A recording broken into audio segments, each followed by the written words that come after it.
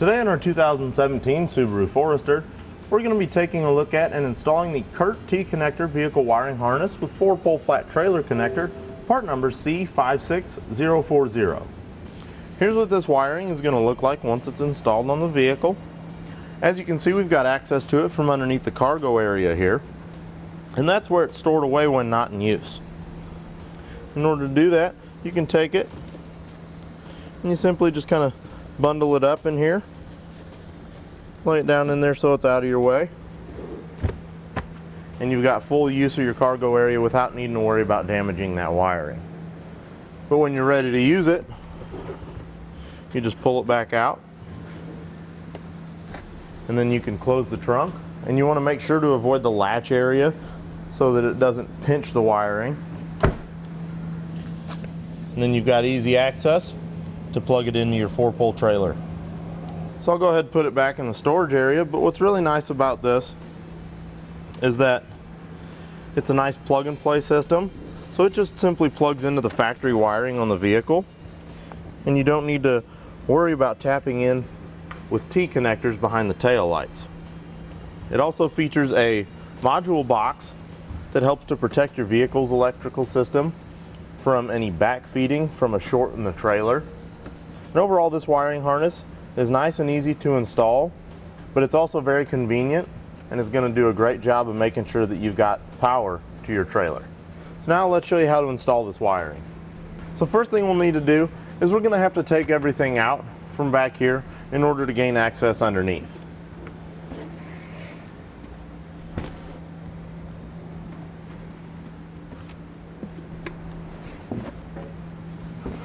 And then over here there's two little push pins that tie this section down.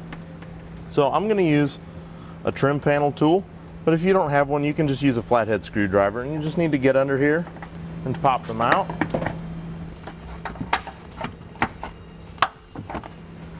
And then you can remove this.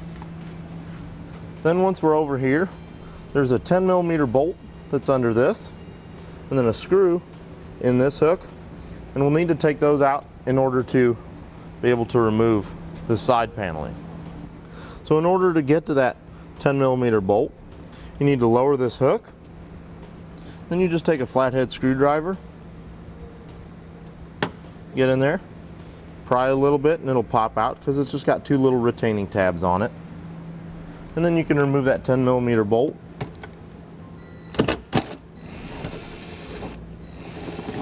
And take the cargo hook and set it aside.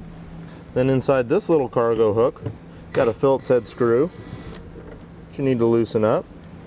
And once you've got the screw out of there, you need to take this and twist it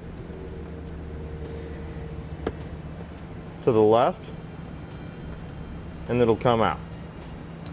Then the last thing we need to do before we can pull this side panel out is we need to take this threshold and get it out of the way. In order to do that, you just grab it and gently pull upwards until the push pins that hold it down are released.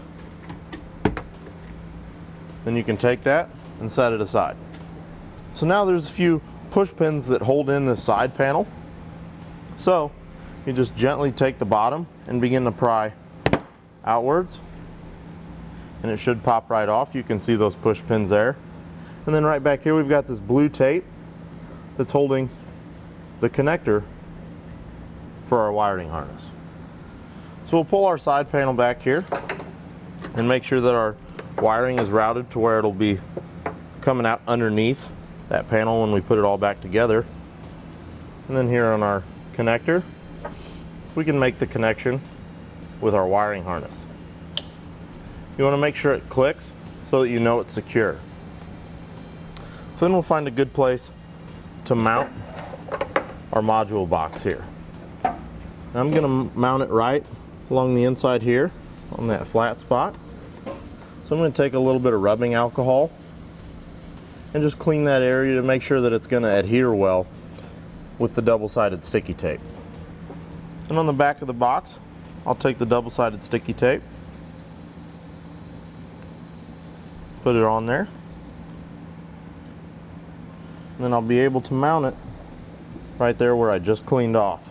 And that'll be a nice secure location for it. So once I'm done with that, I need to find a good spot to ground it. And where I'm going to do that is just right up over here to the metal of the body. And wherever you decide to put your ground, you'll want to make sure that there's nothing behind there like wiring or anything that might get damaged. So I'll take the self-tapping screw supplied in the kit and then just run it through here.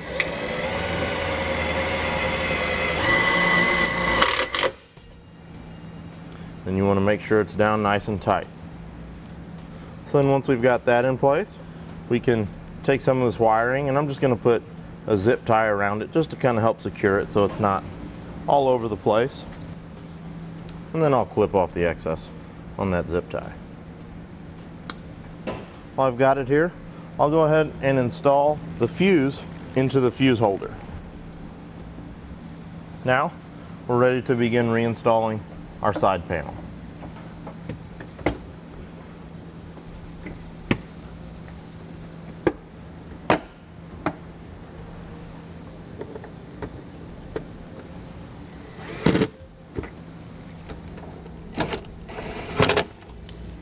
So now that we've got our side panel reinstalled, we can reinstall our threshold and our cargo flooring.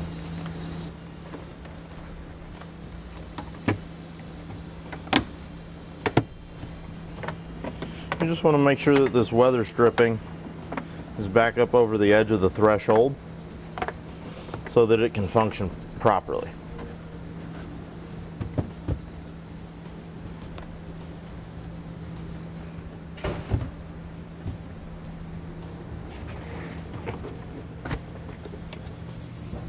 So now that we've got it all hooked up and put back together, let's test it to make sure that everything's working properly. And I'm going to use part number I26 in order to do that. So first we'll check our tail lights and left turn signal, right turn signal, and brake lights. With everything working properly, we're ready to hit the road. And that's going to complete our look and install of the Curt T-connector vehicle wiring harness with 4-pole flat trailer connector, part number C56040 on our 2017 Subaru Forester. Click the link below to shop, learn more, or visit us at etrailer.com.